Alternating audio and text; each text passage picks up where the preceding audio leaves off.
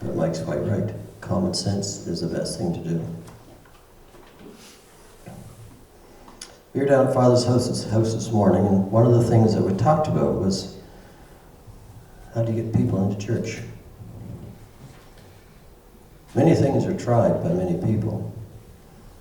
Churches have youth groups, they have children's groups, they have seniors groups.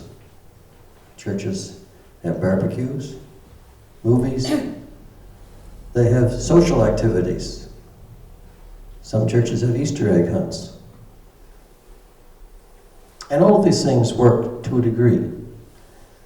But most of them work for the people who are already in the church. They don't really bring many new people in. So I thought it'd be good to look back. What did the early church do? So if you have a Bible, turn to Acts chapter 2.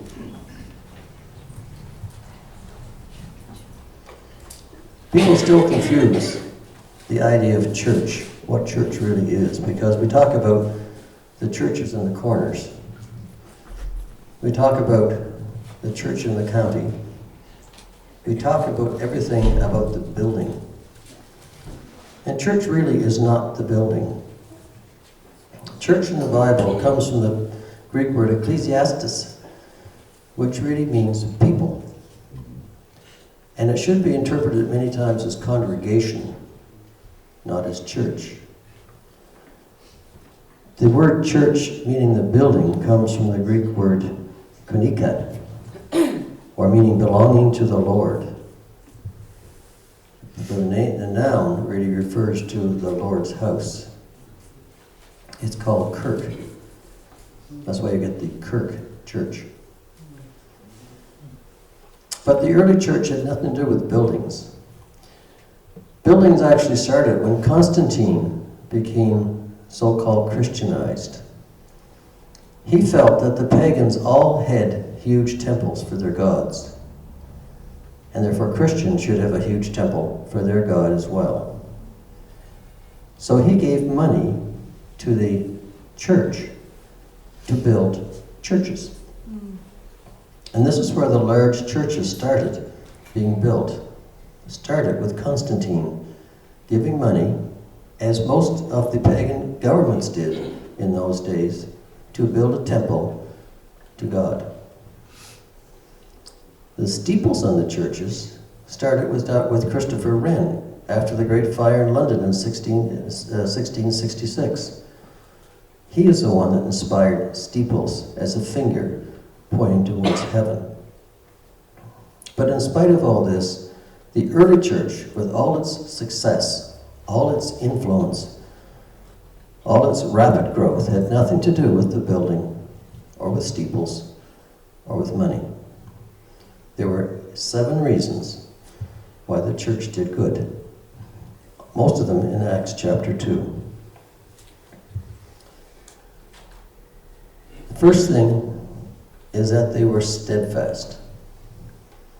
Verse 42, and they continued steadfastly in the apostles' doctrine and fellowship.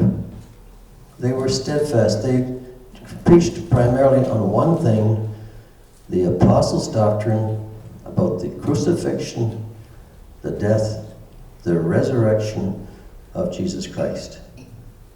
This is what they preached almost entirely, was on that doctrine, along with breaking bread, having communion, and with fellowship. Those are the things that really started the first church going.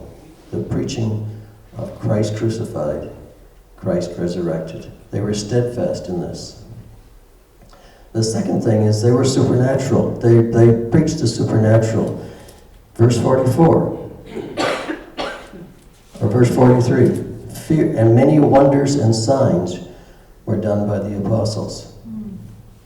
Now, some people say we don't have signs and wonders today because we have the Word. And because we have the Word, we don't need signs and wonders to the same extent that we did before. But at the same time, we still have miracles. We still have signs and wonders. Perhaps not as often as people would like. Everyone you pray for is not healed. Everyone you pray for may be saved, but they're not necessarily healed. If they were all healed, I'd be out of a job. Caroline would be very thankful. Ehab might not be quite so thankful. But anyway, if everybody were healed when we prayed for them, then it would be entirely a different world. But we aren't all healed. We know that. We'd be standing on top of each other if everyone had every prayer answered all the time. But God still does miracles at His choosing, at His desire, when He wishes to. But we still, this is what the church did. They prayed, they did, they accepted, and they talked about the signs and wonders that were done by the apostles. So they dealt with the supernatural in that regard. Third, they were sacrificial. In all, verse 44, and all that believed were together, all had things in common, and all helped each other out. Okay? That doesn't mean that they gave everything that they owned. They sold everything that they owned to do this, but they were generous with each other. They helped each other. They supported each other. If someone knew of somebody that needed help, that a second person in the church could help with, then they did that. They helped each other, supported each other, they gave to each other, they were sacrificial towards each other. Number 4, they were simple. Not that they were simple-minded, but they kept the gospel simple. Verse 46, they had singleness, gladness, and singleness of heart. Their message was simple, and again it was Christ crucified, Christ resurrected, and that was primarily it. They didn't make the message complicated. It's not meant to be complicated. They kept it simple. Because of this, the fifth thing, they were esteemed. Because they did this, because they were sacrificial towards each other, because they helped each other, because they kept the message simple, they kept it straight. It says that they were having favor, verse 47, with all the people. They were esteemed. The church was recognized in Jerusalem. It was recognized as something that was worthwhile, something that was beneficial, something that had something other people wanted. The sixth thing, they preached about salvation. And verse 47, the Lord added to the church such as should be saved. They talked about salvation, the need for being saved, and why, how you could be saved. And over in chapter 4, they talked about one more thing. And that is,